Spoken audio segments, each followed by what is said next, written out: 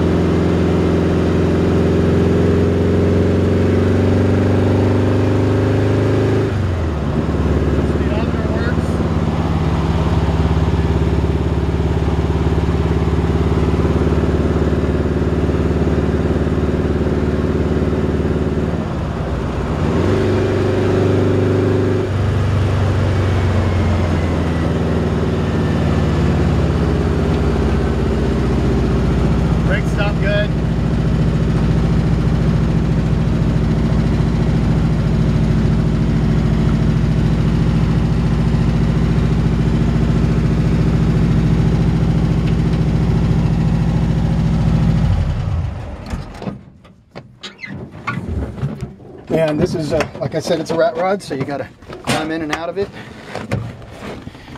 Best way to do that is we just climb up here and step on the tire and hop right out. This might be one of the funnest cars I've ever driven. Like I said, it's sitting on a 66 Volkswagen chassis. It's got a title. Wheels and tires are brand new, or at least the front wheels are brand new, and they have the old school original White Walls BF Goodrich Silvertown wheels. The back wheels I think are a little bit older, but then Rat Rod style.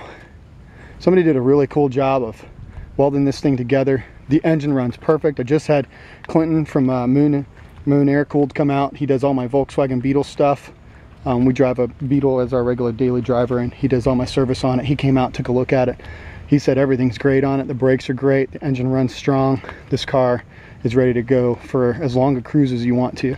Cool thing is that it's wired up. It's got lights. It's got turn signals. The brake lights work. It's got a horn. Somebody really did a cool job on this.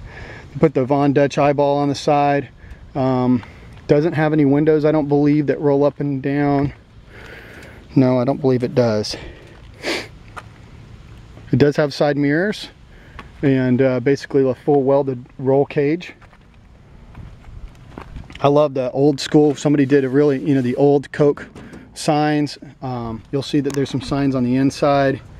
Sinclair, Pennsylvania motor oil sign. Some of these are newer, newer stock style, stuff that these old signs are getting popular and being remade.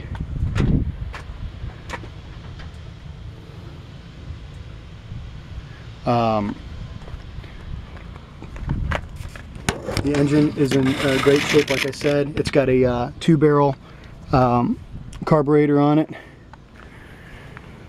And it actually takes a screwdriver, just a real simple flathead right here and here, and then this panel pops up and you can service the engine. You can drop it down very easily. I'm not going to do that now. I didn't bring a screwdriver out here with me.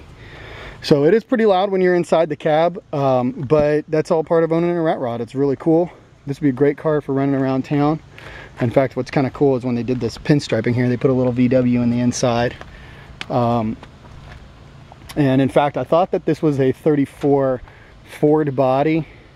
Not really sure if it's hodgepodged or not. I think it's a 34 Dodge. It's definitely got the old Dodge Ram on the front, which is really cool.